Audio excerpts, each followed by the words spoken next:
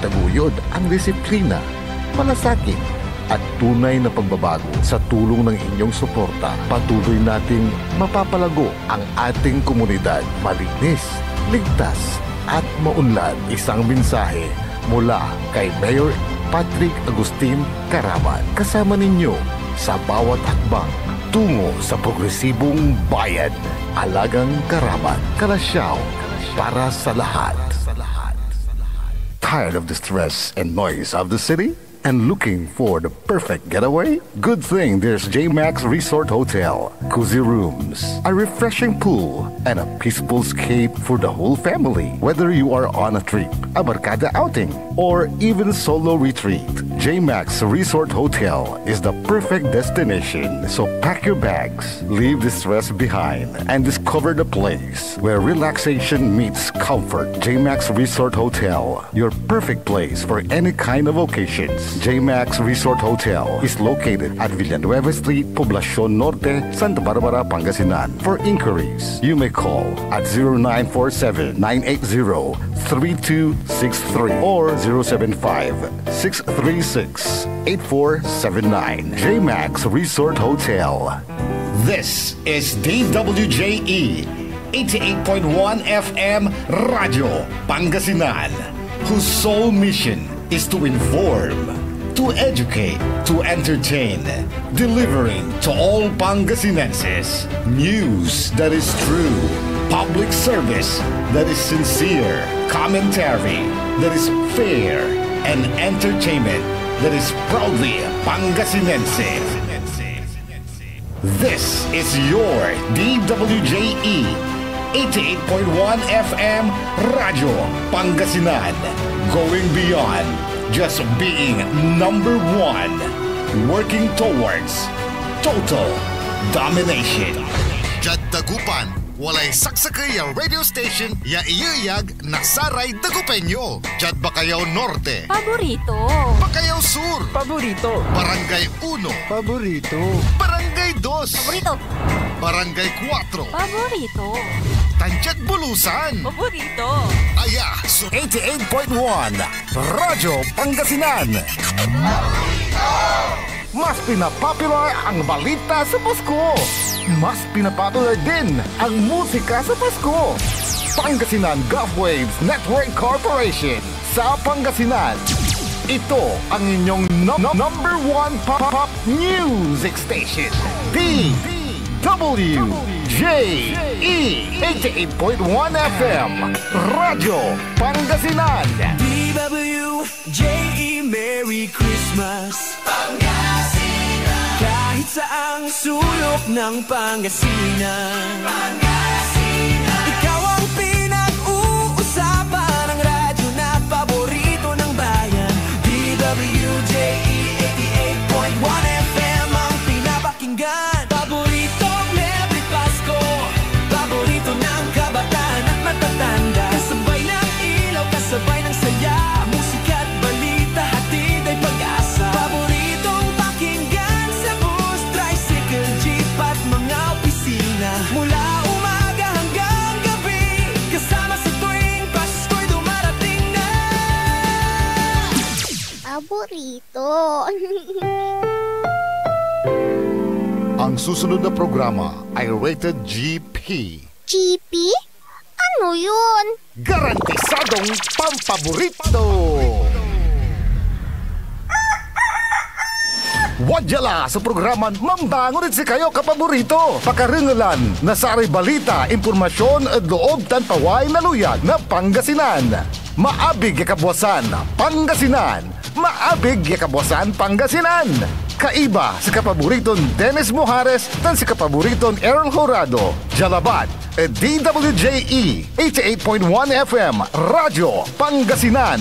Maabig yakabwasan, Pangasinan.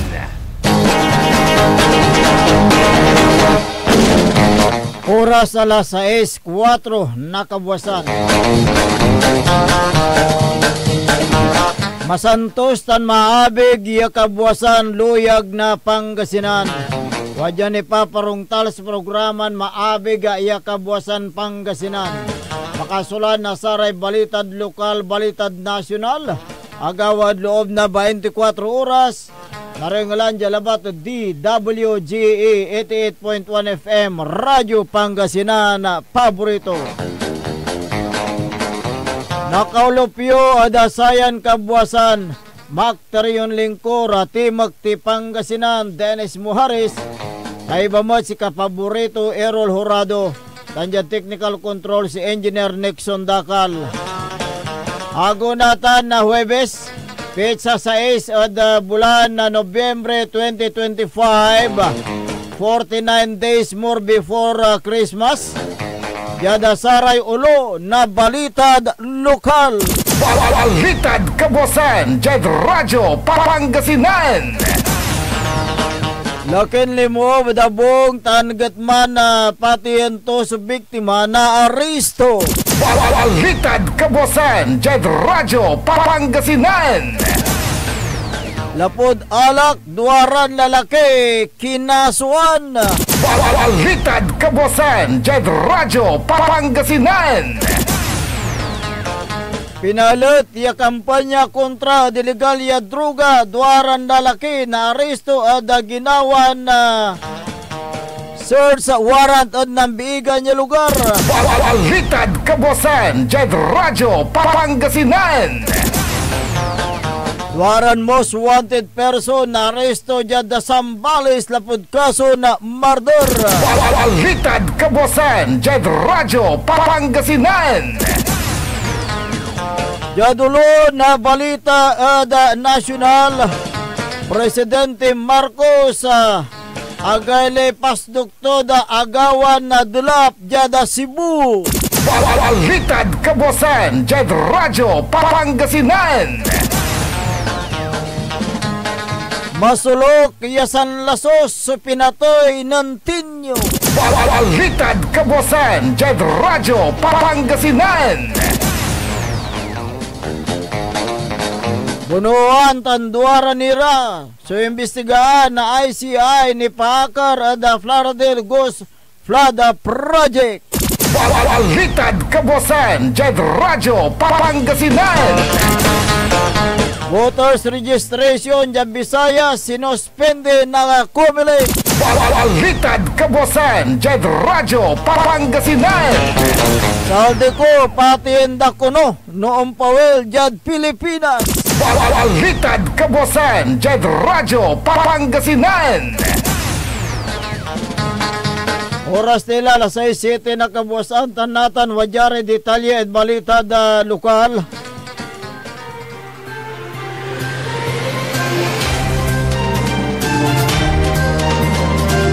Lakin limuob tanggitman pati ento so sa kayabi iligan niya na ogip na resto agawa sa insidente at oras na launa 15 na palbang onjad barangay San Antonio Ciudad na Alaminos sa may biktima sa kinabatag nga ranton na Robera Rangan Sita ligan niya sa may suspect sa kinabatag nga ranton na Berto Basa Pilayo. Diyan daw ginawa ng investigasyon na pulis Alaminos City sa may biktima sunaugi padloob na kwarto to niya daggarita na nakarengal na galasigis tan maingal lapod sa may bintana na bitlan na garita to niya nan si katoya bangon ninang to niya sa bitlan na suspect ya saya trabahador na sa tay gagawaan niya road widening dabitlan na barangay na imano na biktima ya armado na kutsilyo sa bitlan suspect. Dan si katuso dan laman nasugatan sa biktima jada parte na ulutan na si katoy imbate ka at Western Pangasinan District Hospital. Nanggawa na hata pursuit operation sa Alaminos City Police sangagan na sa may pakaresto ada suspect. Kaso na trespass at na dueling and prostrated homicide so yung sigapad korte laban na dabitlan suspect. Balitad kabosan, Jed Radyo Pangasinan. Kinasuhan alarm and scandal and direct assault to agent and authority sa duwaran lalaki kaya rin si Karaya siningkat na Pabistondo Police kinawa sa duwaran suspect at ngaran ni Jomar Villa kabatbatan na Richard Garcia Matabang. Yada ginawa ng investigasyon na Police Orbistondo, akabatan niya Kimaro na Police Assistance, si Mrs. Elsie Soriano Tatil, lapoda nagagawan na gulo dyan barangay poblasyon. Sa red warrant na suspect, so anang nang yan ang butag-butag na bote, lapoda si Karaso lad employee sa naalak, kanyan si Karaso inarestong tampol na sare ng responde na pulis. Balitad Kabosan, Jed Radyo, Pangasinan. Street level individual na plug 5 na otoridad at implementa na search warrant at oras na alas 5:08 na Kabosan yada bali na Kalasyaw, Pangasinan. Kinabaso na arreston suspect at ngaranto na Mandi Bakiran na Pusirio, residente na bidlang lugar. Si katoy na arreston tampol na Kalasyaw Police, kaya rin na kumpiska at loob na abong tunya. So, samploran perason heat shield transparent plastic sa siya. Yan ang karga na sibuya, walay balato na 2.5 gramo. Mambili na 17,000 piso. Sa may search warrant, simpa-accept na Regional Trial Court, Dagupan City, lapod pangyamot na illegal ya druga. Ginawa sa inventaryo dapat na lugar, yan ang nang nasaraya witnesses. Kaso ninsunggahan na Section 11 and 15, Article 2, na Revised Republic Act 9165 o Comprehensive Dangerous Drug Act of 2002. Sige pagkorte laban at abitlan suspect. Balitad Kabosan, Jed Radyo, Pangasinan. Jad bali na Bulinaw, Pangasinan, ako kumpis kamot so Shabu ang loob na abong ng Antonio Portes Miguel na barangay Balingasay, Bulinaw, Pangasinan. Oras na alas 6:30 na Kabosan na imparesibi sa search warrant, lapoda pangyaatol na illegal ya druga. Akong piskaso 15 gramo na Shabu. Ya mang kantidad na 102,000 pesos. Ya kakarga duwaran heat shield transparent plastic sa siya. Sa kaya pakin na sigarilyo, sa kaya timbangan, sa kaya aluminum foil, sa kaya foil strip, tan sa kaya patsa.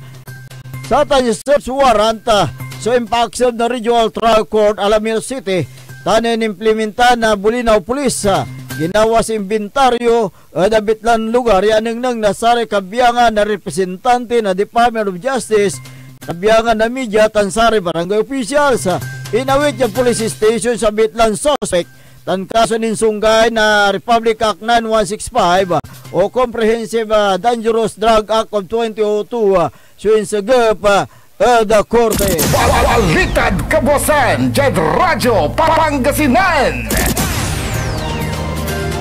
Lapot kason murder, laki na aresto na otoridad dyan Santa Cruz, Zambales. Kinapos na aresto ng suspect ay ngaranto na Abel Rodolfo Abarra, si katusiningkat na Burgos Police, kaiba sa Santa Cruz Municipal Police sa base Biskug na warrant of arrest impact na Regional Trial Court, Burgos, Pangasinan. Makalanora da kaso na panagpatoy sa may suspect sinawit yung police station na Burgos, Pangasinan for proper disposition. Balitad Kabosan, Jed Radyo, Pangasinan. Kabiyangan tunay niya sa kaimot yung wanted person so na-aresto at oras na alas 10 na labi yada Santa Cruz, Zambales. Sa may suspect so kinabat ang ngaranto na Jordan Bagubi Rodolfo. Si katoy na-aresto makalanor na kasong murder o kasong panagpatay.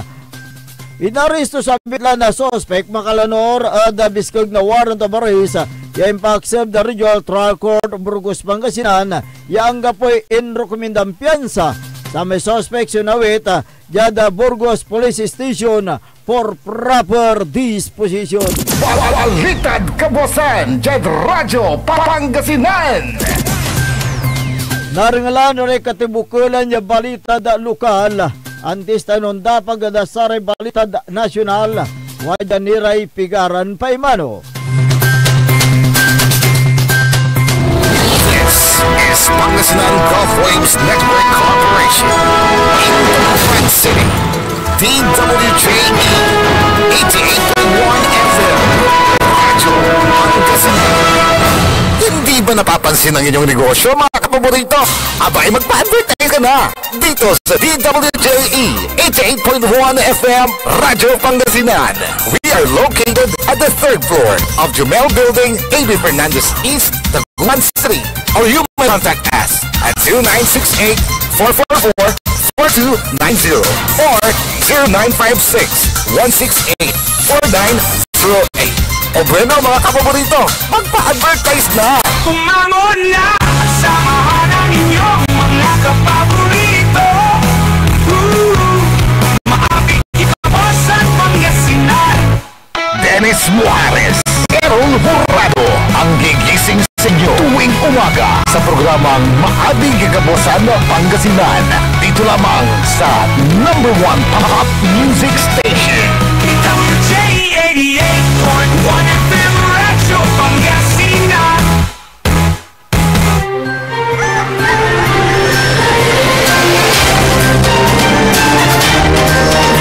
Alas 6:16 na po ng umaga.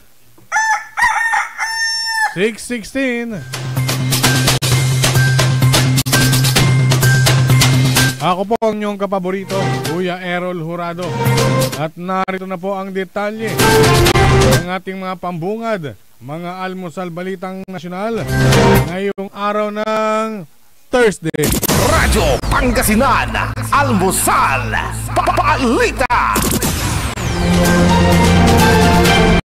Matapos ang matinding pagbaha dulot ng bagyong Tino, kung saan maraming residenteng lubang na apektuhan, galit na iniutos ng Pangulong Ferdinand Marcos Jr. ang investigasyon sa flood control projects sa Cebu at mga karatig na lalawigan. Sinabi ni Palace Press Officer Attorney Claire Castro na kung galit na galit ang mga Cebu dahil sa kanilang naranasan, ay gayon din ang naramdaman ng Pangulo. Nais niyang malaman ni Marcos kung nagamit ng tama ang inilaang 26 billion pesos sa flood control projects dahil nakita nito ang epekto ng katatapos na bagyo kung saan tila hindi gumana ang mga ginawang proyekto sa Cebu. Base sa mga kumakalat sa social media ng mga video at larawan, makikita ang lawak ng pinsala ni Tino kung saan maraming bahay ang lumubog at ang mga residente na natili sa bubong ng kanilang bahay. Ganyan din ang nagbutangan ang mga sasakyan at mga ulat na nasawi. Sa nakuwang datos ng Malacanang, mayroong 343 flood control projects ang nagawa sa lahat ng distrito ng Cebu simula 2016 hanggang 2022. Subalit tila hindi niya ito gumana kaya nagkaroon ng malawakang pagbaha sa lalawigan. Hinikayat naman ni Castro si Cebu Governor Pam Baricuatro na kung may alam na mga impormasyon makatutulong sa investigasyon ay makipagtulungan para mapanagot ang mga nagkulang at nagpabaya sa proyekto.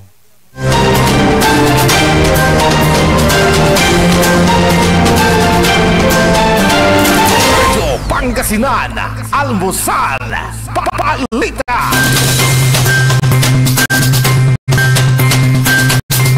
Samantala, pumalo na sa mahigit 100 katao ang naitalang nasawi habang 26 pa ang nawawala sa pananalasa ng bagyong Tino, partikular sa Visayas Region. Sa report ni NDRRMC Executive Director Undersecretary Harold Cabreros, 66 katao pa lamang ang bilang ng mga nasawi na nakarating sa kanilang tanggapan na karamihan ay mula sa Cebu na ang sanhi ng mga pagkamatay at pagkalunod na bagsakan ng debris at landslide. Gayunman sa tala ng NDRRMC, hindi pa kabilang dito ang 35 kataong nasawi sa Liloan, Cebu na kinumpirma ni Mayor Aljo Prasco sa kanyang social media post. Iniulat naman ng Negros Island Region nasa 20 katao ang namatay habang 13 pa ang nawawala, kabilang dito ang isa na tinamaan ng bumagsak na bato sa Valle Hermoso, Negros Oriental at 6 na nasawi sa Canlaon City, Negros Oriental. Base naman sa kumpirmasyon ni Mayor Jose Chubasco Cardenas sa kanyang social media account. Kabilang pa sa nasawi, isa mula sa Bohol, Capiz, Leyte na pawang nabasakan ng nabuwal na punong kahoy, habang ang isa naman ay nasawi sa Leyte, sanhi naman ng pagkalunod sa baha. Nitong Miyerkules ay kinumpirma rin ng opisyal na walang survivors sa Super Huey Chopper ng Philippine Air Force na kinabibilangan ng 2 piloto at 4 na crew na bumagsak sa Loreto, Agusan del Sur noong Martes ng hapon. Ang mga ito ay nasa relief mission sa mga biktima ng Bagyong Tino na nangyari ang trahedya. Nasa 13 katao ang nawawala sa Cebu at 13 pa sa La Castilla Negros Occidental. Ang Bagyong Tino ay ika-20 bagyo sa taong ito na lumumpo sa Visayas Region, habang binaharin ang ilang bahagi ng Mindanao, partikular na sa Caraga Region. Umaabot na sa 706,000 na katao ang naapekto ng kalamidad, kung saan nasa 348,000 ang nanunuluyan sa mga evacuation centers. Sa pahayag ng mga residente na matagal nang naninirahan sa lugar, ang Bagyong Tino ang pinakagrabeng humambalo sa Central Visayas, lalo na sa Cebu sa loob ng 28 taon. Huling namataan ng Pag-asa si Tino sa layong 190 km kanluran ng Coron, Palawan. Taglay ang lakas ng hangin na umaabot sa 130 km per hour at pagbugso na 180 km per hour. Ayon sa Pag-asa, lalabas ng Philippine Area of Responsibility Huwebes ng umaga. Radyo Pangasinan, Almusal, Papalita.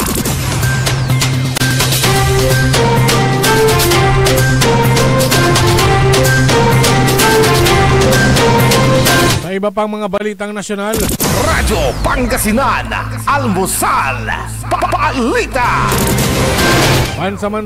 Pansamantalang sinuspinde ng COMELEC o Commission on Elections voters registration para sa 2026 Barangay and Sangguniang Kabataan Elections na isinasagawa nila sa Eastern Visayas, bunsod ng pananalasa ng Bagyong Tino sa rehiyon.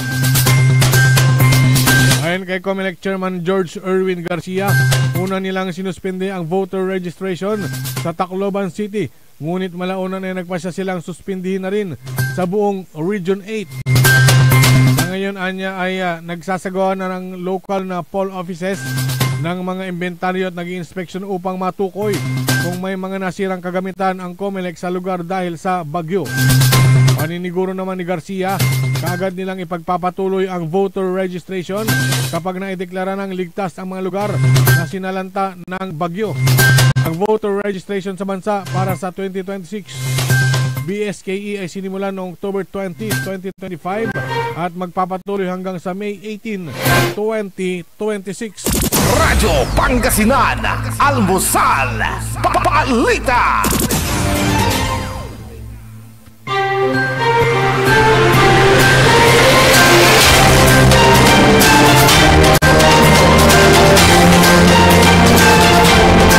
At samantala, nangangamba si dating House Committee on Appropriations Chairman at nagbitiw na si dating Ako Bicol Party List Representative Saldico na itumba kaugnay ng seryosong death threats na natatanggap nito sa kanyang buhay kapag umuwi sa Pilipinas.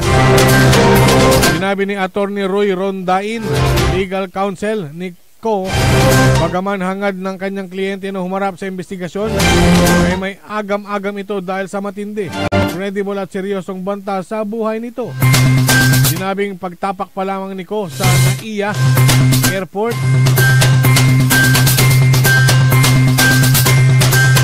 tatargetin na ito ng mga hired killer o maging ng mga vigilante groups na mag-uunahan para ito ay paslangin at hindi na makapagsalita para sa kanyang nalalaman sa flood control scam. Saldico ang sinasabing nasa likod ng budget insertions na nagkakahalaga ng 13 billion pesos para sa infrastructure program sa ilalim ng 2025 national budget. Si Saldico rin umano ang may kinalaman sa 285.5 million pesos na pagsisingit ng pondo sa Ghost Flood Control Project sa Nauhan Oriental, Mindoro. Bukod dito ay meron umanong organisadong grupo sa Europe na nais ding itumba ang dating mambabatas. Sa kasalukuyan ay hindi niya batid kung nasaan ang kanyang kliyente. Ang huling impormasyon na nakarating sa kanya ay nasa Boston, Amerika. Si Saldico sa pagitan ng Septembre at Oktubre ng taong ito. Magugunitan na inirekomenda ng ICI, Office of the Ombudsman, ang pagsasampa ng kasong kriminal sa 18 public officials kabilang si Saldico, Senator Jinggoy Estrada, Joel Villanueva, Chis Escuero at iba pang kaugnay ng umunang kickback sa Ghost Flood Control Projects. Radyo Pangasinan, Almusal, Balita. At sa pinakahuling balitang nasyonal, Radyo Pangasinan, Almusal, Balita. hiniling ng Independent Commission for Infrastructure o ICI sa Office of the Ombudsman na maimbestigahan sina dating DPWH Secretary Manuel Bunuan at dating Undersecretaries Roberto Bernardo at Maria Catalina Cabral kaugnay ng posibleng paglabag sa Code of Conduct and Ethical Standards for Public Officials kaugnay ng 69.4 million ghost project sa Plaridel, Bulacan. Ayon kay ICI Chairperson Andres Reyes Jr., ang naturang proyekto ay ang Riverbank Protection Structure sa Barangay Bagong Silang, Purok 4, Plaridel, Bulacan.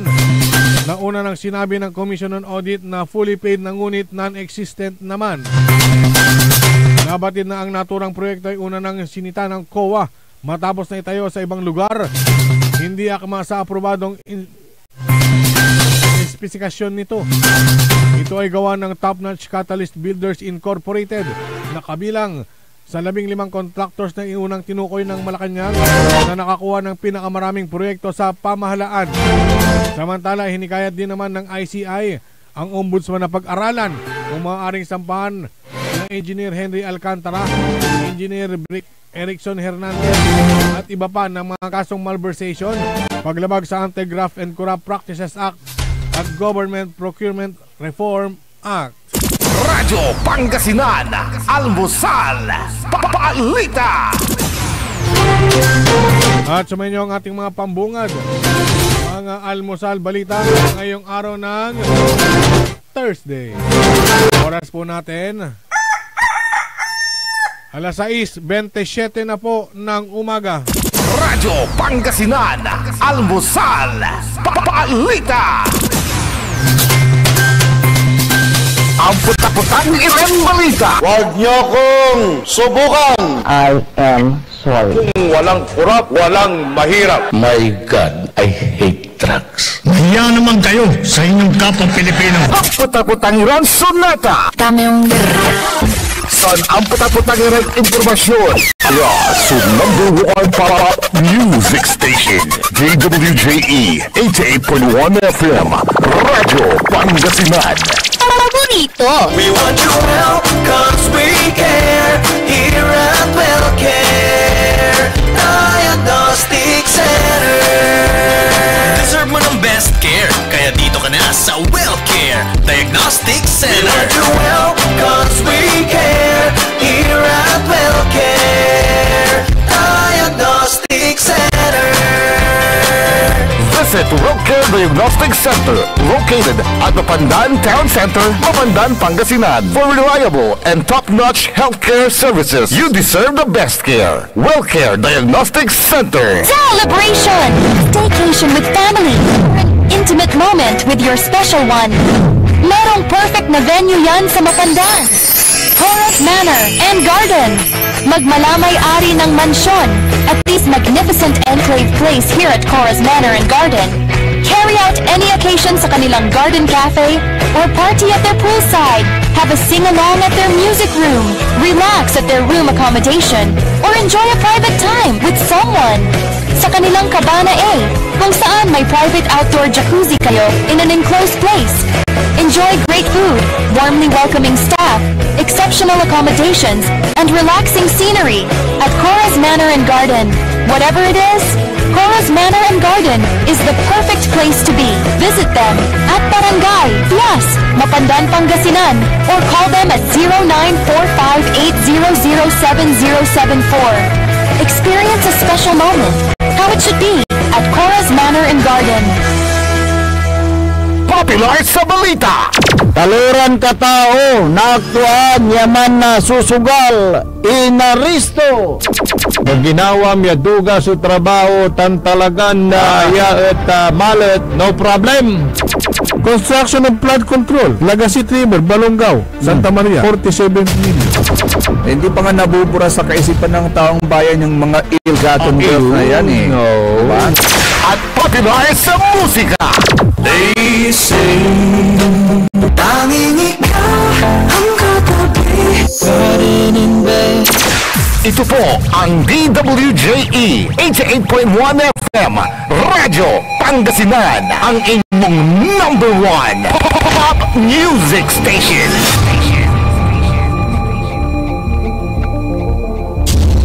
Jad Pangasinan, walay saksakaya radio station ya iiyag na saray Pangasinense. Jad Aguilar, Paborito! Basista, Paborito. Binmale, Paborito. Pagalion, Paborito!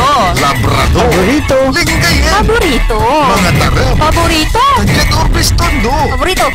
Aya, so 88.1 Radyo Pangasinan. Paborito ng kabataan at matatanda. Paboritong pakinggan sa bus, tricycle, jeep at mga opisina. Paborito mo, paborito po, paborito nating lahat. DWJE 88.1 FM Radyo Pangasinan.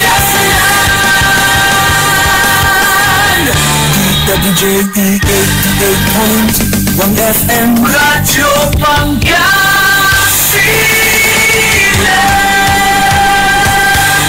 Paborito! Bumangon na, samahan ang inyong mga kapaborito. Maapit yung kaposan Pangasinan. Dennis Muarez, Errol Hurado, ang gigising sa inyo tuwing umaga sa programang Maabing Kagabosan Pangasinan. Dito lamang sa #1 pop music station. DWJE 88.1 FM Radyo Pangasinan.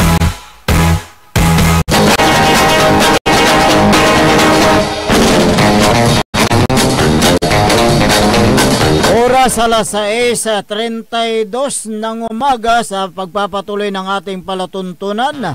Maabig iya Kabuwasan Pangasinan. Siyempre ang inyo pong nakakasama sa umagang ito. Good morning Pangasinan, maabig iya Kabuwasan. Ako po ang inyong kapaborito, Kuya Errol Hurado. Makterion Lingkor, Timagti Pangasinan, Dennis Muhares. At siyempre kasama natin dyan sa may technical control ang nag-isang pogi sa puso ng kanyang misis, si Engineer Nixon Dakal. Araw po ngayon ng Huwebes, petsa 6 sa buwan ng Nobyembre 2025.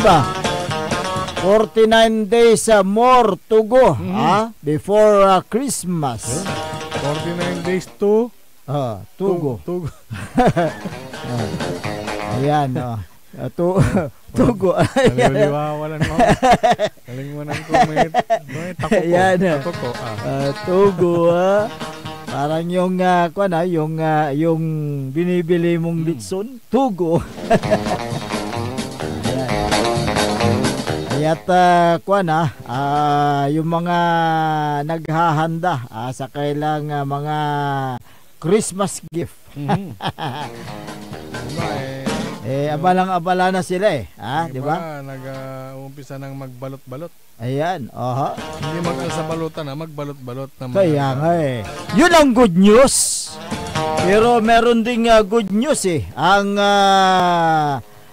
Central Pangasinan Electric Cooperative o Simpelco, na kung saan maswerte ang mga taga-bayan ng Sual, Pangasinan sapagkat magkakaroon na sila ng bagong substation ng elektrisidad dahil malapit nang matapos ang pinapatayo na Central Pangasinan Electric Cooperative o Simpelco substation sa bayan ng Sual, Pangasinan. Ayon kay Simpelco General Manager Rodrigo, si Engineer Rod Corpus, na 85% na ang natapos sa pinapatayong substation dyan po sa may poblasyon, Sual. Matatapos ito sa ngayong buwan. Ngayong buwan, November. Ang ang pagpapatayo ng substation ay batay sa ER-1-94 o kaya yung programa ng Department of Energy. Yan yung tumutukoy sa Implementing Rules and Regulations sa Section 5 ng Republic Act 7638. Ang layunin ng programang ito ay upang mabigyan ng direktang benepisyo sa mga probinsya, lungsod, munisipalidad, lalo na sa mga komunidad. Yun ang pakay ng naturang batas na yan. Kaya tunghayan nga natin ang panayam kay Simpelco General Manager Rodrigo Ruda Corpus. Ito po ay project na candidate ng ER-1-94.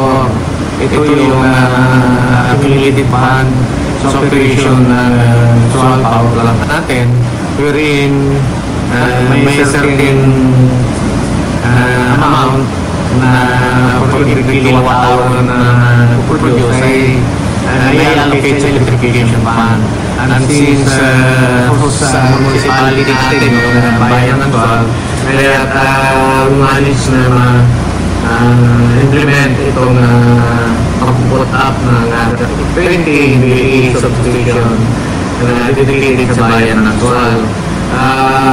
Actually po, as of this date is nasa 85% na siya, and based dun sa evaluation submitted activities ng ating contractor, by November 20 is ready to energize yung substation natin. However, ito rin yung subject na i-apply natin sa NGCP na approve ko na para may sagawa yung energization. So, yun yung nanabayan po natin. Hopefully, within this month or early December or first week of December, ay magkaroon ng elaboration sa substation at the same time ay energization. Sir, kumusta po yung application naman po natin sa NGCP to... On process po, very constant yung coordination natin with NGCP area office na dito sa Pangasinan para ma-follow up on process yung kinakailangan na approval nang sa gayon ay may utilize na natin yung facility para sa bayan ng Sual. So dati sa ang Sual ay muluto sa substation na once na ma-utilize po natin yung Sual ay masisiparate na doon sa Labrador substation natin, at ito ay nasahan natin na magdulot ng mas magandang puntahe hindi technical requirements ng isang residential consumers natin. At the same time ay nasahan natin na magiging mas reliable yung electric supply dahil mababawasan yung haba ng linya natin at hahati natin into 2 to 4 feeder yung Sual, at pag nagkaroon tayo ng mga maintenance ay hindi buong bayan ng Sual kundi yung portion na mayroon tayong mga ginagawa lang ang mawawala. So saan ang location po sa Sual, sir? Nasa poblasyon area yung substation natin, at strategically located dahil alam naman natin ang bulk o yung karamihan ng load natin ay nasa poblasyon area. At sabi ko nga, asahan natin na mas gaganda yung electric service natin sa bayan ng Sual. Actually, kaya 20 MB ito dahil inihanda na rin natin na in case na magkaroon tayo ng pwedeng sa bayan yung substation natin sa Labrador ay pwedeng i-extend yung power hanggang sa Labrador naman para mabawasan yung downtime ng substation natin sa Labrador. So, katabi ba ng opisina ng natin? Ngayon po ay malapit doon sa nire-rentahan natin opisina, pero we are also planning na mag-construct ng collection office doon sa tabi ng ating substation para isang puntahan na lang yung ating mga consumers pag may concern with regards to maintenance ng ating linya ay doon na rin sa vicinity ng ating substation mapupunta. Sir, very active po yung task force kapatid ng kooperatiba at kumusta po yung pag-reach out po natin sa mga lugar kung saan may mga nasasalan po ng bagyo, sir? Opo, ang nakaraang buwan ay nag-assist tayo sa restoration ng lines sa probinsya ng Ilocos Norte na natamaan ng bagyo. And recently ay nag-pull rin ng task force particular sa Masbate, but since nasa Ilocos Norte pa yung ibang mga tower natin, so we hope na mag-contribute ng certain naman para magamit sa restoration ng ilaw. At itong nakarang bagyo naman ay yung National Association natin, yung PhilReca, ay padala na ng message sa mga electrico para kung maaari ay bumuo ng task force at anytime na i-call yung task force kapatid ay naka-ready yung mga electric cooperative ng padala ng manpower. Kasi sa pag mga ganitong calamities, kailangan mga skilled personnel yung may padala natin, mga linemen, mga trained linemen, para mas mabilis yung restoration process, including kung may mga equipment, heavy equipment na magdadala doon para sa pagpapakayo ng poste ay mas maigi. Pero kadalasan pag may mga ganitong calamities, yung mga nearby electric cooperatives doon sa mga affected areas ang immediate na nakakapagpadala. So sa bandang Visayas ay yung mga coop natin doon ay ready to assist yung mga dapat ko ang mga electric cooperative. Pag mga ganyan, sir, gaano po katagal yung mga task force sa kapatid doon sa area?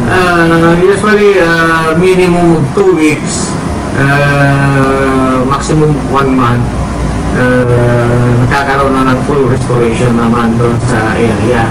So, pag wala yung task force kapatid natin, isipin natin kung gaano kahaba na mawawala ng ilaw yung mga residential o mga customers natin sa mga napiktang lugar. Kaya napakaganda o napaka-essential yung task force kapatid para sa immediate restoration ng kuryente. Ikaw paano yung accommodation na sa mga sabi? Kung saan sila nag-task force, sila yung mag-accommodate dun sa mga manpower at mag-schedule yung kung saang area, saan sila i-destino para kasi sila naman yung nakakalam nung area nila. At yun nga, pati accommodation dahil alam naman natin na yung mga manpower natin ay pinadala doon para magtrabaho at dapat hindi na nila poproblemahin yung pagkain during the day at saka yung tutulugan pagdating naman sa gabi para magtrabaho. So usually, ilang manpower ang pinapadalas? Minimum of one crew composed of 7 personnel and 2 vehicles, yan yung minimum. Pero kung Pero for the may spare ng Coop yung other personnel pa, pwede namang dalawang team kasi marami namang electric Coop yan. So pagdating doon sa lugar ay marami naman na yung natawag. Sir, in return, ayaw naman natin mangyari dito sa atin. Yung plan na tulong nyo na task force kapatid ay kahit saan lugar, kahit tayo rin ang sa atin din mangyari, pupunta rin po sila, sir. Yes po, yun po yung essence ng task force kapatid na kung saan na kailangan ng immediate response ay doon pinapadala yung task force kapatid. Pero syempre wag naman sana na mataanan tayo ng mga kalamidad dahil sabi nga nila mas maganda yung tumutulong kaysa yung tutulungan kasi malaking abala, malaking effect sa ating mga consumers kung tayo ay mataanan ng mga kalamidad.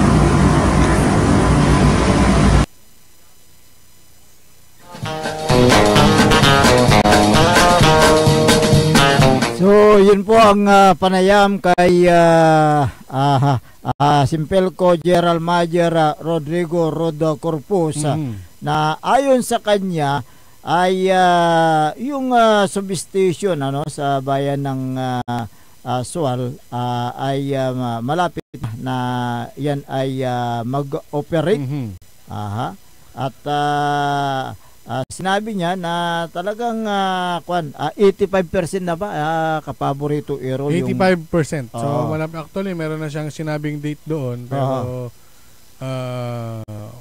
tentative naman kung kailan. Kaya ang sabi niya ay yung tumutukoy sa implementing rules and regulations, yan yung project, yung 7638. Ayan. Ito na batay sa nakasaad na ERO-94, ito yung accumulated fund operation mula sa doon din sa may power plant. Oo, merong certain amount for every kilowatt hour na allocated sa electrification funds, Kaya ginamit ito para may patayo ang substation sa bayan ng Sual, Pangasinan. Yan yun, yung 85% na patapos na base sa evaluation ng contractor sa November 20. Ready to energize ng substation ng Sual, Pangasinan. Ito rin ang isasubmite isasubmite ng Simpelco sa National Grid Corporation para maaprobahan ang pagkonekta ng NGCP para may sagawa ang energize sa may bayan ng Sual, Pangasinan. Malamang itong buwan ng November or early December ay magkaroon ng inauguration at the same time yung energization. Pag-energize sa substation ng Sual. Kung operational na ang substation ng Sual, masisiparit na ito sa substation ng Labrador. Kaya makakapigbigay ng mas malakas na voltahe na mag-energize sa mga households dyan po sa may bayan ng Sual.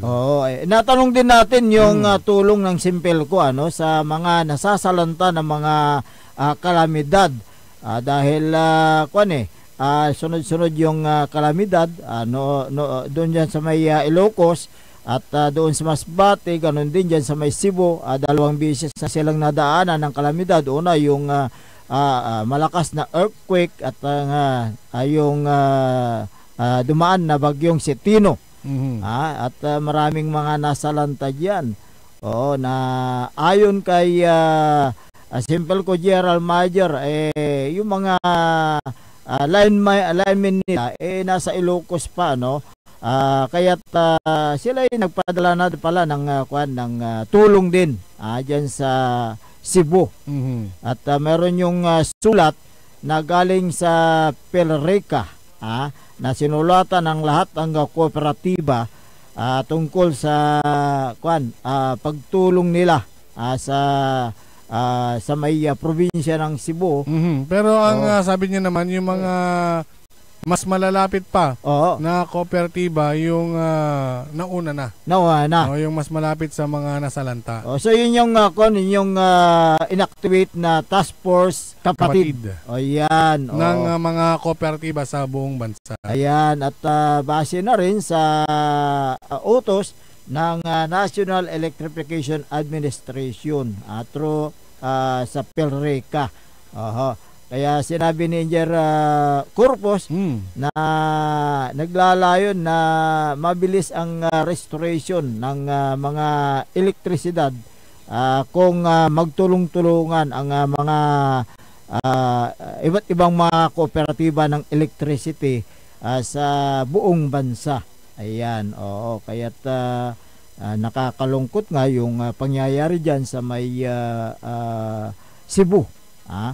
Na nagkaroon ng massive flooding diyan sa naturang lugar, Capobarito Irul. Kaya't hindi natin masasabi kasi ang darating na mga kalamidad. Kaya't ingat-ingat po tayo. Ayan. Alas 6:50 ng umaga. Basahin natin 'tong mga reaction din dito. Si Paing Palos ng Barangay Kalawagan, Lawak, Pangasinan. Good morning ka Dennis, ka Erul. Ayan. Good morning din sa iyo dyan. At ganoon din si dating Vice Mayor Attorney Nelson Gayo. Good morning po. Kumusta na? Ayan. Si Maki Mapalakapak Soriano ng Barangay Jimenez. Barangay ni RG yata ito. Diyan sa Mapandan, Pangasinan. RG Jimenez Ay, barangay ni Maki Mapalakapak. Soriano. Ayan. Good morning nga pala kay Mayor Carl Christian Biga ng Mapandan. Ayan. At ganoon din kay Sir Jeff Frel. Condolence po sa inyo. At ganoon din kay Sir Felix Domicilio. Good morning kay Sir Darwin. At lahat ng mga staff dyan sa Mayor's Office. Magandang umaga po sa inyo. Francis Gonzales, big salute po sa Simpelco sa agarang pagresponde o pagtulong sa mga naapektuhan ng kalamidad, sabi niya. Ayan. Melvin Santos, keep safe po sa mga lineman ng Simpelco. Si GC Villar, ingat mga brother warriors.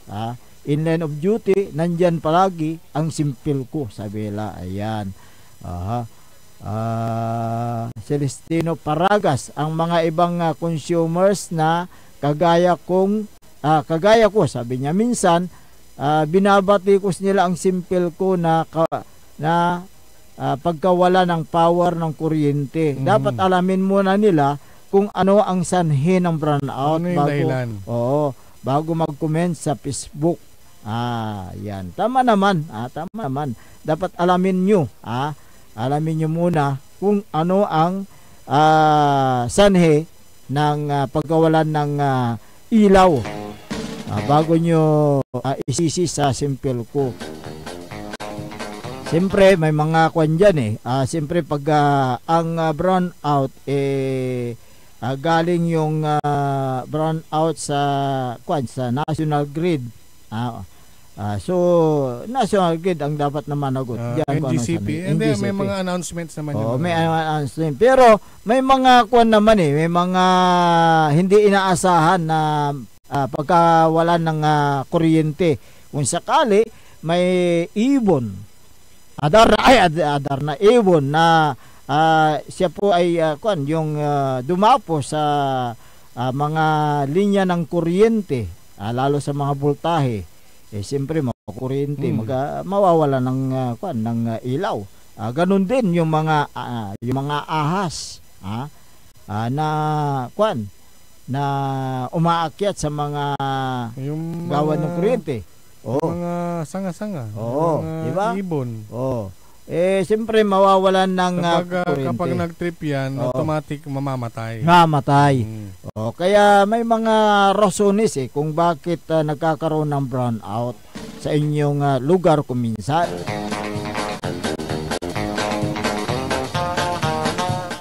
Paskwa. Naimbag nga Paskwa kada kayo amin apo into no December.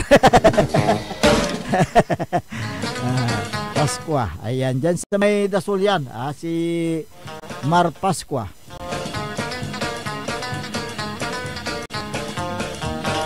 Alas 6:54 ng umaga. Magandang umaga dyan sa may bayan ng Kalasyaw. Si Harold Gangat.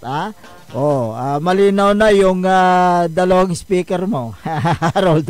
Hindi, sabi niya, bakit sir, mahina, hindi ko alam kung sira yung radyo ko kanto. Ay, ganun ba? Bakit humina kanto sa paliwawati matandita. Kaya wala yung adjustments tayo technical adjustment. Dumatay aparaton gagamit ng tayo natin. Ay, kaya pala kanto. Kala ko sira yung radyo ko. May sakimatay. Kuman masimbaga to, Admiral may radyo, makakalnakan to. Lante. Ang pasalo kali antina kanto. Hindi, may aparato so i-adjust mo ni. Talagang nakatutok sila every morning. Salamat sa inyong dyan sa bayan ng Kalasyaw. Magandang umaga. Pagbaba ko kahapon dyan sa munisipyo, meron din, sir, sabi niya, palagi ako nakikinig sa inyong programa. Ay, salamat. Hindi ko nakuha yung pangalan mo. Hindi kita mabati. Si Kwan naman, si Dado. Dado. Good morning sa iyo. Ayan. Napasagot mo na ba? Yung radyo mo. Good morning sa inyo. Sister Ramos ang Barangay Mangkop, Kalasyaw. Magandang umaga. Gawin din kay Olive Bauson ng Barangay Gabun, Kalasyaw. Magandang umaga sa inyo. Sa aming pagbabalik talakayin natin ang yung nasirang bahagi ng slope protection diyan sa may Bunuan Binlok. Ano po ang aksyon na ginagawa ng kontraktor ukol dito? So malalaman natin yan. Maklepas lang po ng ilang paalala. Ang puta-putang ilang balita. Huwag niyo kong subukan. I am sorry. Kung walang kurap, walang mahirap. My God, I hate drugs. Diyan naman kayo sa inyong kapwa Pilipino. Ang puta-putang ilang sunata. Dami yung San ang puta-putang ilang impormasyon. Ala, so number 1 pop music station. JWJE 88.1 FM. Radyo Pangasinan. paborito.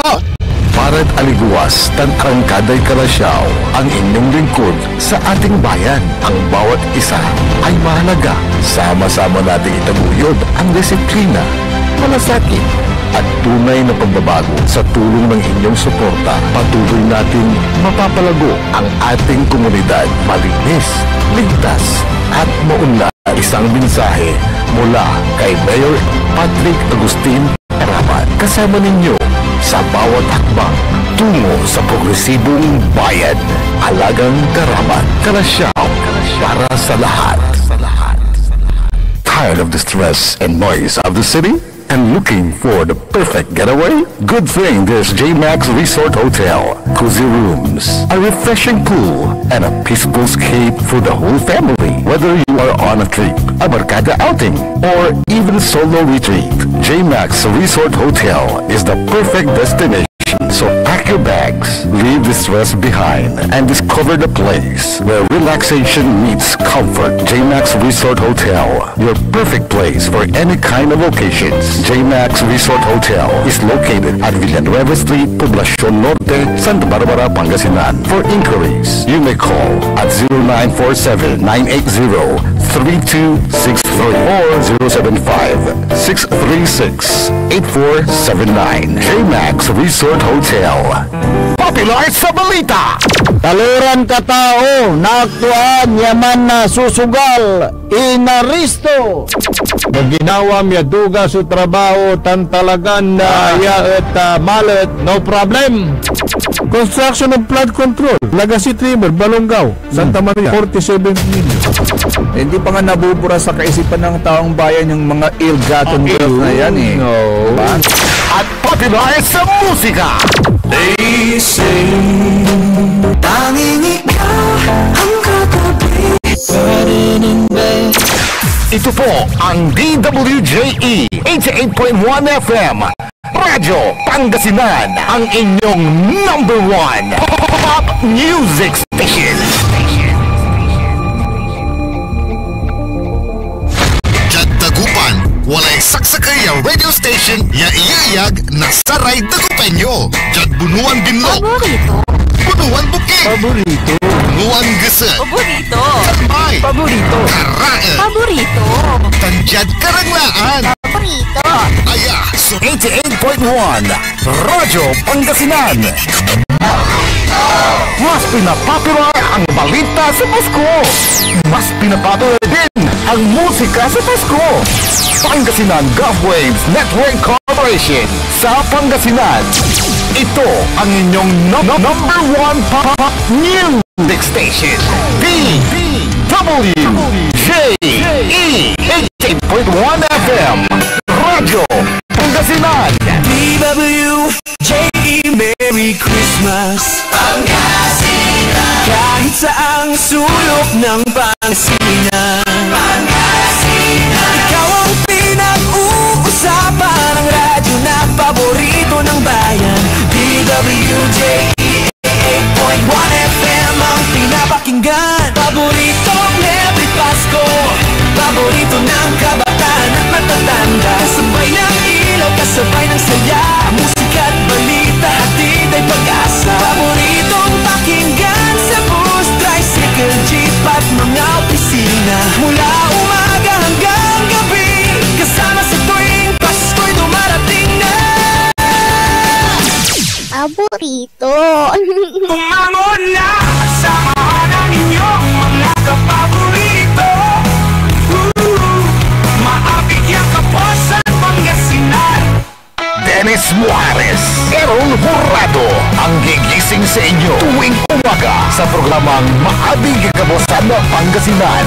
Dito lamang sa number 1 pop music station. DWJE 88.1 FM Radyo Pangasinan. Alas 7:01 ng umaga sa pagpapatuloy ng ating palatuntunan Maabig Kabuasan Pangasinan. Siyempre, ang inyo pong nakakasama sa umagang ito. Ako pa rin po ang inyong kapaborito, Kuya Errol Hurado. Bakteryon Lingkor, Timog Pangasinan, Dennis Muharis.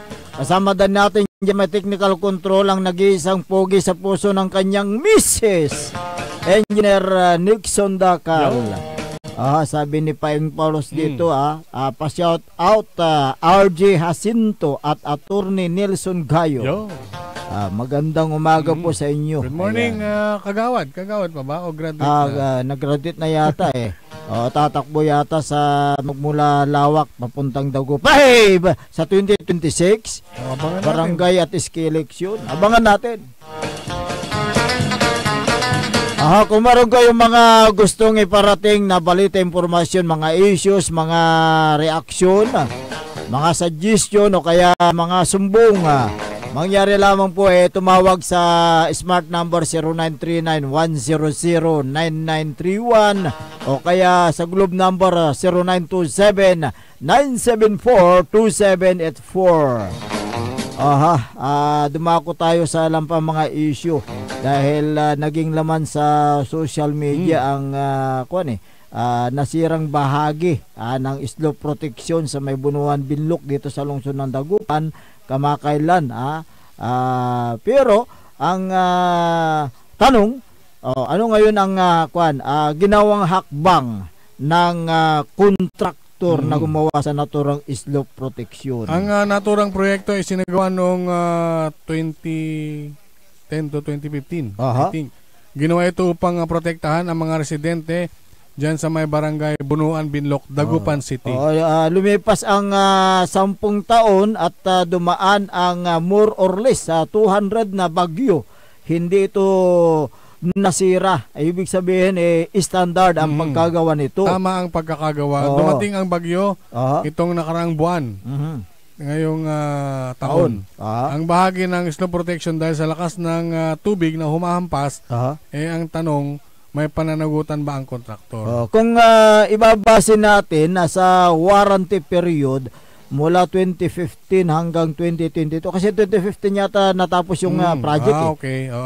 So hanggang 2022 covered ng 2-year warranty. Ngunit yung 2-year na yan ay inamyendahan ang bahagi ng batas at batay sa Republic Act 9184 na kilala bilang Government Procurement Reform Act o ang Implementing Rules and Regulation. Ginawang 5 taon ang warranty ng mga government projects. Ngunit binalikan yata ng kontraktor ang nasirang bahagi ng slope protection kahit hindi na covered ng warranty period. Binalikan at inayos ang nasirang bahagi ng slope protection sa Bunuan, Binloc na gastos ba ng gobyerno o ng kontraktor? Walang gastos ang ang gobyerno.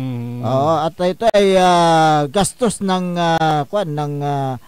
kontraktor. Lahat ay galing sa bulsa ng kontraktor kahit hindi na sakop ito sa warranty period. May mga impormasyon mula sa mga residente na nakakalam sa naturang proyekto ng haba ng project ay almost 400 meters. Ngunit yung bahagi lang daw na nasira ito ay ngayon ay ginagawa na ng kontraktor. Ayon sa nakuha natin na impormasyon, pumunta daw dito yung sa Pangasinan ang tauhan ng Independent Commission for Infrastructure upang busisihin ang mga nagawang flood control projects. Ano yung findings? Ang findings nila wala namang silang nakita na mga substandard na flood control projects. Especially dito sa Port District, wala silang nakita na substandard dito. Ibig sabihin, sumusunod ang mga kontraktor sa standard procedure sa paggawa ng mga proyekto dito sa Port District. Alam mo, matituno kasi mga contractors sa Pangasinan. Ayaw nilang masira ang kailang mga pangalan, kaya sinusunod nila ang standard procedures na naayon sa Republic Act 9184. Ano naman ang masasabi ngayon ng pakialamerong netizen na naglalabas ng maling impormasyon sa social media platform? Alam mo, siguro kiispi lang yan. Kulang sa pansin.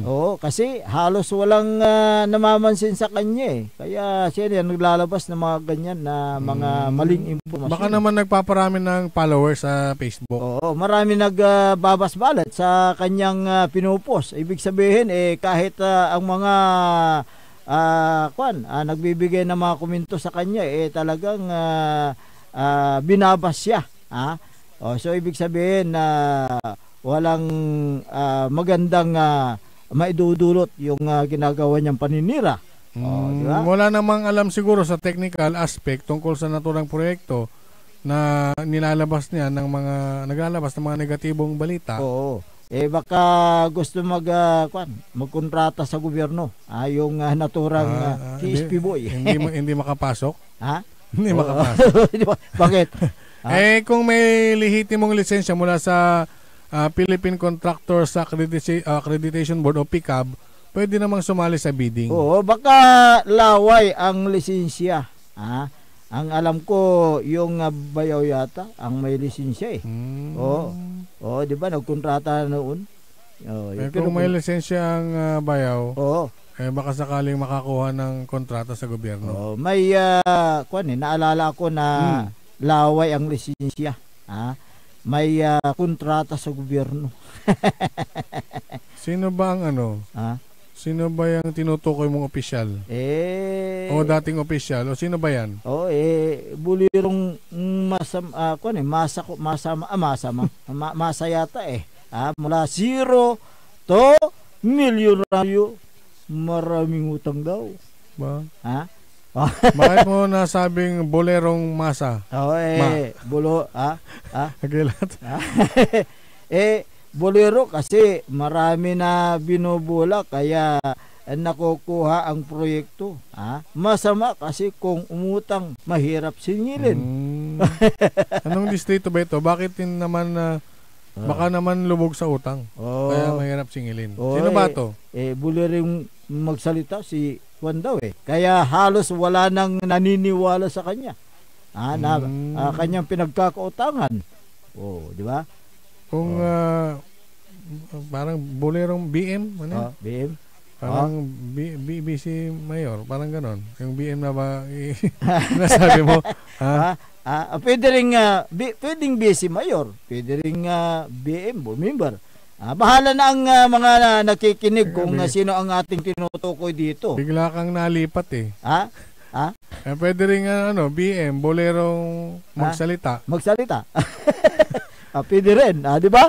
Kaya bahala na yung mga nakikinig kung sino yung nasa utak nila, sino yung nasa isip nila na tinutukoy nating BM.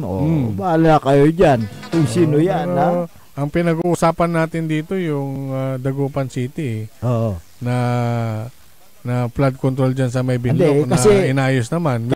Bigla kang nag-jump sa BM. Hindi, kasi may kasi pag sa Dagupan City, wala namang BM dito. Wala dito. Walang, kung ang tinutukoy mo iba kasi ibang probinsya. Ibang probinsya. Baka ibang probinsya yan. Grabe ka naman, bigla kang lumundag. Lumundag kasi baka iba sa ibang probinsya. Naalala ko lang kasi. Naisingit mo lang. Naisingit ko lang. Kasi nabanggit yung yung naglalabas sa social media. Baka gusto niya magkontrata. So yun ang diyan. Yun ang ugat kung bakit natin nabanggit yung BM.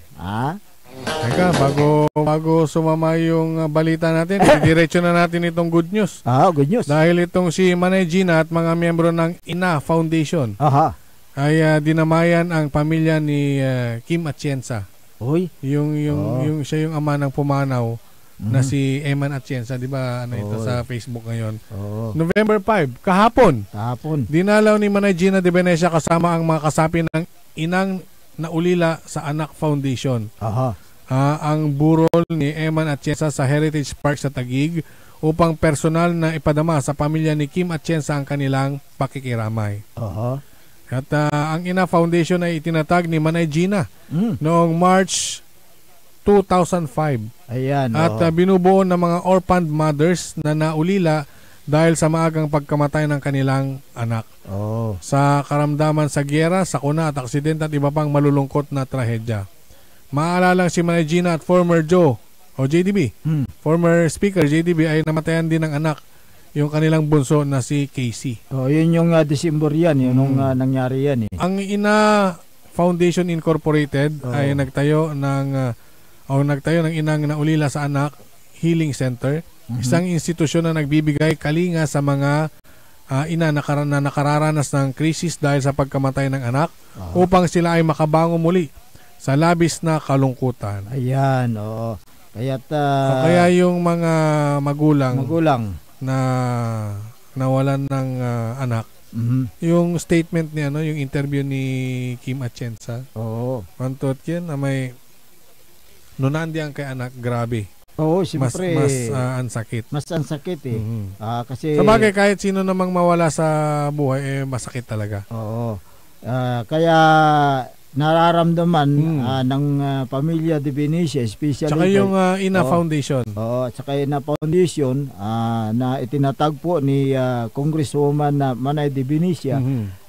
Ang kirot at sakit kung mawalan ka ng anak tulad ni Kim Atienza. Kaya't sila po ay nakikiramay sa Atienza family. Ang pamilya de Venecia ay nakikiramay sa Atienza family sa pagkawala ng anak ni Kim Atienza. Kasamahan din natin sa profesyon, pero siya yung tagapagbalita ng panahon. Ulat panahon yan. Kaya't nakakalungkot din, no? Ang pangyayari. Alas 7:13 ng umaga. Reaction muna mula sa ating mga masugid na mga taga-subaybay. 0917-553-0. Ayan. Hindi naman engineer yung naglalabas at naninira sa Facebook. Gusto lang sumikat gamit ang social media platform, sabi niya. 09 hindi naman makapagreklamo dahil wala naman daw sapat na ebidensya. Yun pala eh. 09334729 walang magawa ang naglabas sa Facebook, gusto lang manira. 0968-4289 kung sakaling may nakita siya na mayroong mali sa ginawang proyekto, go to proper court, sabi niya. Tama naman, di ba? Proper venue. Hindi social media. 0998-3750 dapat kumuha ng civil engineer para alam ang technical know-how sa paggawa ng proyekto, sabi niya. 0918-4638 baka nagpapakitang gilas kasi malapit na 2028 laban pamuro, sabi. Wala namang wala namang pumipigil. Kung gustong lumaban ng isang individual. Rights mo yan. Pwede naman. 0933-6285 malamang gusto magkontrata kaya naninira. 0917-52 ito. Hindi, kung gustong magkontrata dapat malisensya. Kung meron siyang lisensya. May pakitang lisensya. Okay. Mga idol, kilala ko yung BM, sabi niya na sinasabi nyo. Yung ba yung nagbibigay ng upuan na 20 pieces? Pero nasa pirmahan 50 pieces. Grabe ka naman. Intrigero ka talaga. Ginawa pa negosyo yung yung monoblock. Intrigero ka. Siguro. Ang ibig mong sabihin, yung binibigay na proud pa sa mga pinagbibigyan, ang request 50. Ang bigay 20. Tapos ang kubra 50. Nasaan ang 30? Ay, nawawala. Kubra. Ayan. 0936-8820 kayo naman. Diskarte yan. Kung hindi marunong mambula, hindi mananalo sa eleksyon. Sabi niya. BM na naman, bolang malala. BM na. 0918-5839. Lahat naman ng, hindi naman lahat ng politiko. Bulatis daw. Hindi naman. Hindi naman lahat. Hindi naman lahat. 0923-5072 kung walang diskarte si BM, walang kita. BM? Siyempre, yun yung mga reaction. Binabasa lang natin. Kung may magagalit, bato-bato sa langit, huwag sana magalit. Kung ikaw ay galit, ikaw ay bukol-bukol. Ikaw ang tinatama ng issue. Baka naman sasambutin to. Takin. Tingnan natin dyan. Nabalang lang. Siya rin. Nabalang lang irungan. Ito sambutin. Okay. Hindi pala may urungan to? Nabalang may urungan? Nabalang lang may urungan to. Nabalang 530 ko noon eh. Diba? Lahat ng posisyon may hangganan. Correct. Aliwan kintan. Permanent. Aliwan permanentitan. Ito na sika at matilanan first term mo. Ihanggan matila ka niya, hanggan man sumpal ka la. Antutan. Aglatan na salatan. Aglatan na overhaul. Baka yun, mamapangarap niya wala isubuto lamang. Ayan. Katawang kong gusto. Ang isubuot yun. Sige, bago ka mag-high blood. Hindi, sige ang igap dyan. Sige Jay kinay. Sige Jay nanumpisan sa ito na issue. Baka nag-high blood ka na. Sa ito na issue ayon sa ito na BM. Yan. Ito meaning to na BM, yung businessman na walang business. Laway traktor. Laway kontraktor. Atan may balitak yakin eh. Kaya idodrawing da nila ba't may project at kin eh. Mananap lay mangontrata santo singilan. Alam kabayo. Alam pun tula may porsyento to. Ilako tula. Ayan. Siyempre, aliwalang ting kontraktor tanay. Laway-laway labat. Bayaran tula ramay inaalatod ken. Kuanto balat? Ramay inaalatod construction supply. Ang gaano ang kakalaga patusan to. Ayan. Huwag naman ganun. Kung saan naman salita, singakin. Singa tuloy sang kamaungan. Okay, alas 7:19 ng umaga. Mabuti itong si number 8 Kagawad. Number 8 pala ito, no? Number 8 Kagawad Alvin De Vera. De Vera de Guzman ng Barangay Macabito. Number 8 Kagawad sa Macabito. Pitura labas o Kagawad?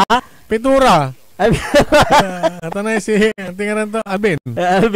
Si Kagawad. Di si tawag ta si Katusirin, ngalngali Kagawad. Oo, muntik naging Kagawad. Ngalngali Kagawad, Alvin. Ayan. Mabuti ito nabigyan ng pagkilala sa Municipal Disaster Risk Reduction Management Office. So congratulations, Alvin. At nabigyan ka ng pagkilala mula sa MDRRMO ng Kalasyaw. Yung ginawad kay Kagawad Alvin De Guzman, babasahin ko, nandito sabi niya dito, Certificate of Completion of Training is hereby awarded to Alvin De Guzman after having satisfactory completed the training on the formulation and training of the Community Emergency Response Team, yung CERT na tinatawag. Fire Auxiliary Group conducted on October 28 to 29, 2025 at second floor Regional Evaluation Center, Poblacion Este, Kalasyaw, Pangasinan. This certificate is awarded in recognition of the participants' dedication and active involvement in strengthening community preparedness and resilience in times of emergency and disaster. Given this 29th day of October 2025, signed Freddy D. Villacorta, Head MDRRMO, signed Mayor Patrick Agustin Karamat, Municipal Mayor, sign Fire Station Inspector Divine S. Cardona, Municipal Fire Marshal. Yan po yung mismong certificate of recognition ni Alvin De Vera De Guzman. So natapos na yung pagsasanay, training seminar, pagsasanay. Diyan sinagawa ng MDR. Alam mo kasi itong si Alvin mabuting tao ito talagang marunong makisama sa kanyang mga kabarangay. Kaya't ito nga nung ginanap yung pagsasanay na isinagawa ng MDR dyan sa Kalasyaw, ay natapos niya yung kanyang training. Congratulations. Siyempre may mga kasama rin yan. May mga kasama sa mga nagsipagtapos sa ganyang training. Sa inyo. Pero kung ikaw yung napili sa barangay, siyempre proud ka rin na nabigyan ng certificate. Kaya't ng pinos niya. Pinaghirapan mo yan. Pinos niya talagang kondina. Proud na proud. Proud din ang kanyang kabarangay. Di tulad yung isa dyan na hindi proud sa kanyang posisyon. Na halos Pero hindi proud nakikita. naman sa kanyang ginagawa. Anong ginagawa? Hindi ko alam. Baka walang ginagawa. Proud. Yung kanyang ginagawa na Proud sa walang ginagawa. Ano? Yung kanyang ginagawang katarantaduhan. Ha? Gilatan mo sa barangay. Gilatan Proud siya. Panangin salita mo. Supatan kasi. Oo. Baka may mag-react na naman. Ha? Diba? Baka may mag-react na naman at mapatext na naman. Yun yung kwando halos hindi mo nakikita sa barangay hall. Hindi lumayas na siya dyan sa kanyang posisyon. Kaya nga dapat mag-resign na siya. Kung wala kang ginagawa sa iyong barangay, resign ka na ha. Duty ka naman. Mag-duty ka naman, meron kang duty of the day. Magpakita ka lang tapos aalis ka kagad para kang kidlat. Maples Maples. Maples ang alis. Sige, pwede pa tayo mag-exercise sa engineer? Pwede pa yan, okay, pwede pa. Ticket away.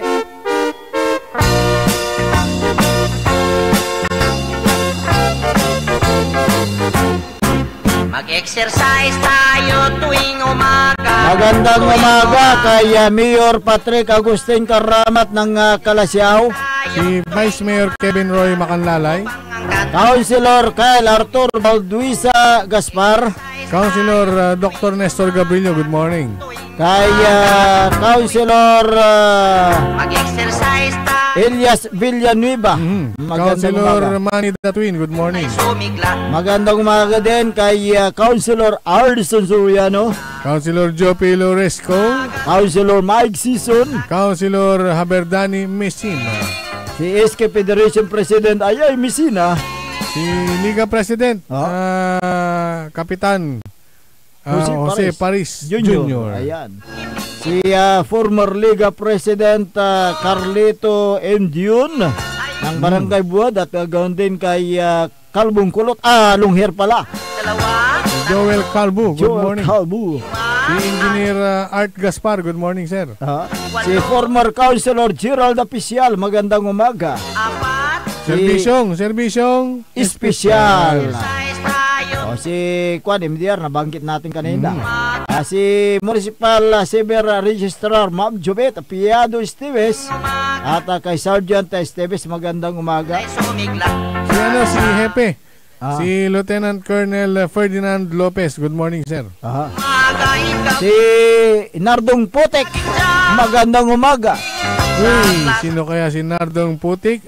Ayan. Si Nardong Putik kasi timal pakada ambas danom biglang nabalang. Pero may Nardong Putik yakabat ko. No timal pakad sa nanoy opisina nabalang. Pero si Nardong Putik bukor to labas so nabalang eh. Pero may kabat ko Nardong Putik. Kay Batoy Chipipa ito. Si ka maintriga ka na, maintriga ka mo. Ako binanggi no iner. Sikat taningan Nardong Putik ka mo. Ade, Nardong Putik si Wabagak, tanong bantay kalabyan na Nardong Putik. Biglang nawawala. Biglang nawawala. Kanya na anunutan ko labat. Si Kagawad Junjun Gabrielio, magandang umaga. At lahat ng BHW dyan sa may barangay Macabito. Good morning po, good morning. Mga BHW, magandang umaga. Kay Kapitan Saldi Bauson, magandang umaga. At gawin din kay Boss Carlo at Madam Marme dyan sa your office. Magandang umaga po sa inyo. O si Kung nga pala, Vice Mayor Attorney Johnny Cabrera ng Mangaldan at Councilor Jenny Rose Flores ng Mangaldan, magandang umaga. Good morning po. Don Ramon Bautis, former board member, former Vice Mayor. At ganun din kay yung anak niya si Vice Mayor Junjun Bautista. Councilor. Si Caramel de la Cruz ng San Carlos City, magandang umaga. Evangeline Alonso Agustino Untalan ng Barangay Binlag, Kalasyaw. At ganoon din, kumusta na si Kagawad Dio Quinto Peralta? Namatayan din nakita ko yung kanyang pinos nung nakaraan. Si Kagawad Regan Kilaton, magandang umaga. Esther Ramos, nabanggit ko na ito. Si Kon nga pala, May Kalamno, ayan, ang Dasol, magandang umaga. Si Babes, magandang pangalan, Babes. Karon din kay Jerry Nabalta, Josie Kines, magandang umaga. Si Alma Almansa, Magina Kurda, ayan, magandang umaga sa inyo. At sa lahat ng mga nakikinig sa kanilang mga tahanan, Melba Nabat, hindi ko nabati kahapon, sorry. Nag-greet kahapon. Sa lahat ng mga nanonood sa kailang mga Facebook dito sa ating himpilan, maraming salamat. Wala po tayong sapat na oras sa ating palatuntunan, kaya ilangan na po naming umiskirda at magbabalik po bukas ang inyo pong nakasama sa umagang ito. Ako po ang inyong kapaborito, Kuya Errol Jurado. Macterion Lingkora, Team Magtipangasinan, Tanis Muharis. Kasama din natin dyan sa may technical control si Engineer Nixon Dakal. Ang tabayanan na susunod na palatuntunan ni kapaborito RJ Jimenez at kapaborito Joseph Kanilang Bakani sa programang Likna ay Baloy. Dito lamang sa DWG 88.1 FM Radyo Pangasinan. Paborito! Wadjala sa programa Mambangon si kayo kapaborito. Pakaringalan, nasari balita, impormasyon